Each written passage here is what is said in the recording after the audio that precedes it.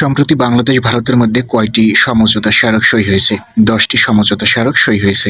৭৫ বছর পূর্তিকে কি বলা হয়? প্লাটিনাম জয়ন্তী বলা হয়। বাংলাদেশে কত সালে সামাজিক বনায়নের সূচনা হয়? ১৯৬৭ সাল থেকে সামাজিক বনায়নের সূচনা হয়। সম্প্রতি নেচার সায়েন্টিফিক রিপোর্টে কোন বাংলাদেশি তরুণ বিজ্ঞানীর গবেষণাপত্র প্রকাশিত হয়েছে? আরিফুল হকের গবেষণাপত্র প্রকাশিত হয়েছে।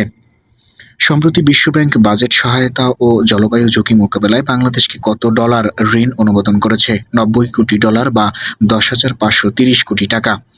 রজত রেখা নদীটি কোন জেলা দিয়ে প্রবাহিত হয়েছে? মুন্সিগঞ্জ জেলা দিয়ে প্রবাহিত হয়েছে। থিওডোর রোজারভেল্ট কোন দেশের পারমাণবিক শক্তি সমৃদ্ধ বিমানবাহী রণতরী? এটি যুক্তরাষ্ট্রের একটি রণতরী। সম্প্রতি যুক্তরাজ্য অভিবাসী স্থানান্তরের জন্য কোন দেশের সাথে চুক্তি করেছে? রুয়ান্ডার সাথে চুক্তি করেছে।